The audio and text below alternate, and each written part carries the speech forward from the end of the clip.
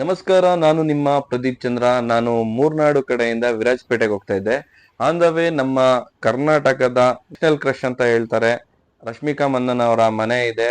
So ಅಲ್ಲಿ visit ಮಾಡಿದೆ. ಆ ವಿಸಿಟಿಂಗ್ ವಿಡಿಯೋ ನೆಕ್ಸ್ಟ್ ವಿಡಿಯೋ ನಿಮಗೆ ಬರುತ್ತೆ. ಸೊ ಆ ವಿಡಿಯೋ ನೀವು ನೋಡ್ಬೇಕಂದ್ರೆ ನೀವು ನನ್ನ ಚಾನೆಲ್ನ ಸಬ್ಸ್ಕ್ರೈಬ್ ಮಾಡ್ಕೊಳ್ಳಿ. Welcome back to my YouTube channel PCB diaries.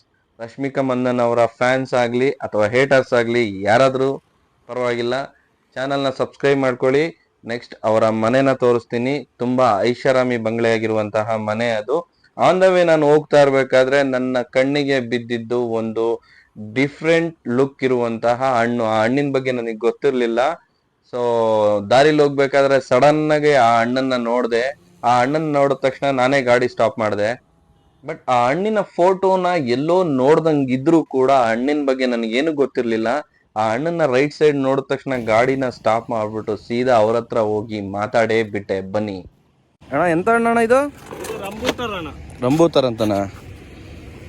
ಇದು ಶಬರಿಮಲೆಯಿಂದ ಬರೋದು ಸರ್. ಶಬರಿಮಲೆಯಿಂದ ಇಲ್ಲಿ ಬರುತ್ತಾ?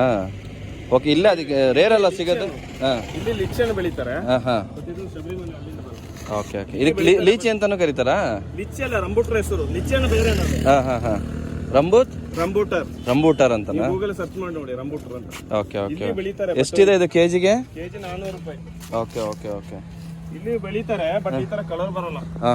ಇದು ಫುಲ್ ರೆಡ್ ಹೈಬ್ರಿಡ್ ಆಗಿರುತ್ತೆ. ಚೆನ್ನಾಗಿ ಏನ್ ಸ್ವೀಟ್ ಇರುತ್ತಾ, ಹುಳಿ ಇರುತ್ತೆ? ಇದು ಒಳ್ಳೆ ಸ್ವೀಟ್ ಇರುತ್ತೆ. ಕಂಪ್ಲೀಟ್ ಸ್ವೀಟ್ ಇರುತ್ತಾ? ಉಳಿರೋ ಕಾಯಿ ಕಡಿಮೆ ಇರ್ತದೆ ಅಣ್ಣ. ರೇಟ್ ಕಡಿಮೆ ಇರ್ತದೆ. ಓಕೆ. ಹಣ್ಣನ್ನ ನೋಡಕ್ಕೆ ಸ್ಪೈಕ್ಸ್ ಬಿಟ್ಕೊಂಡಿರೋ ಮುಳ್ಳಂದಿ ತರ ಕಾಣ್ರು ಕೂಡ ಏನೋ ಅಟ್ರಾಕ್ಟಿವ್ ಆಗಿತ್ತು. ಈ ಹಣ್ಣನ್ನ ನೀವು ಇದೊಂದೇ ಕಡೆ ಮಾರ್ತೀರಾ ಅಥವಾ ಬೇರೆ ಯಾವ್ಯಾವ ಕಡೆ ಮಾರ್ತೀರಾ? ಎಲ್ಲೆಲ್ಲಿ ಸಿಗುತ್ತೆ ಅಣ್ಣ ಈ ಹಣ್ಣು?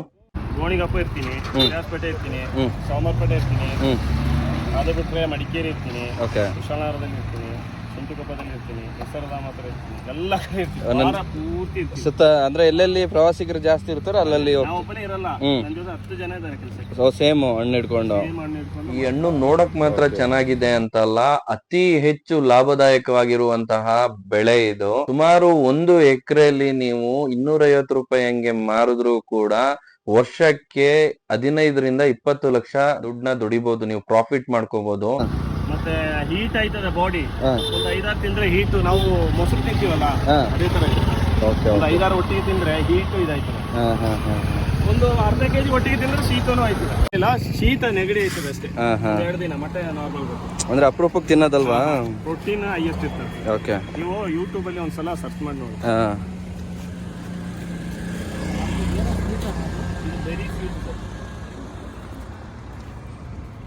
ರಂಬೂಟಾನ್. ಬಟ್ ನೀಟಾಗಿ ಡಿಸೈನ್ ಆಗಿ ಜೋಡಿಸ್ತಾ ಇದೀರ ಮಾತ್ರ ಕಾಣಂಗೆ.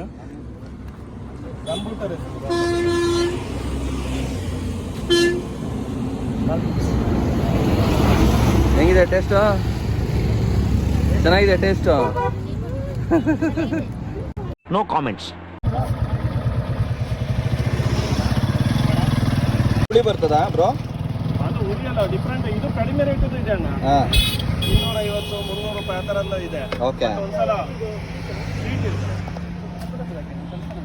ದಪ್ಪ ತಗೊಳ್ಳಿ. ದಪ್ಪದಲ್ಲಿ 4 ಪೀಸು, ಅದಕ್ಕೆ ಸಣ್ಣ. ಸರ್ 400 ರೂಪಾಯಿ ಸರ್ ಕೆಜಿ. ಅಂದ್ರೆ ಟ್ರಾನ್ಸ್ಪೋರ್ಟ್ ಜಾಸ್ತಿ ಬೀಳುತ್ತೆ ಅನ್ಸುತ್ತಲ್ಲ ಬ್ರೋ? ಟ್ರಾನ್ಸ್ಪೋರ್ಟ್ ಜಾಸ್ತಿ ಇದೆ ಸರ್. ಹೈಬ್ರಿಡ್ ಕಾಯಿ ಸರ್, ಸೂಪರ್ ಆಗಿದೆ. ಇಲ್ಲ, ಇದು ಹೈಬ್ರಿಡ್ ಸರ್. ಇದು ನಾಟಿ ಇದೆಲ್ಲ ಕಡಿಮೆ ಬರ್ತದೆ. ಇಲ್ಲ ನೋಡಿ, ಸೂಪರ್ ಆಗಿದೆ. ಒಳಗಡೆ ಅದು ಲಿಚ್ಚಿ ಹಣ್ಣು ಸಿಗೋದು. ಇದು ರಂಬೂಟ್ರ್ ಅಲ್ವಾ?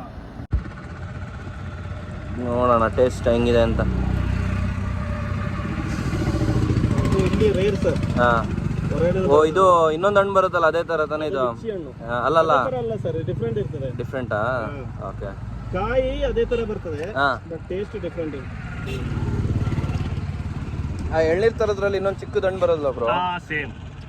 ಯಾವ್ದು ಹೇಳಿ ಅದ್ರ ಹೆಸರು? ಕಣ್ 3 ಕಣ್ ತರ ಅದೇ ಸೇಮ್ ಅಲ್ಲ? ಬಟ್ ಸ್ವೀಟ್ ಚೆನ್ನಾಗಿದೆ.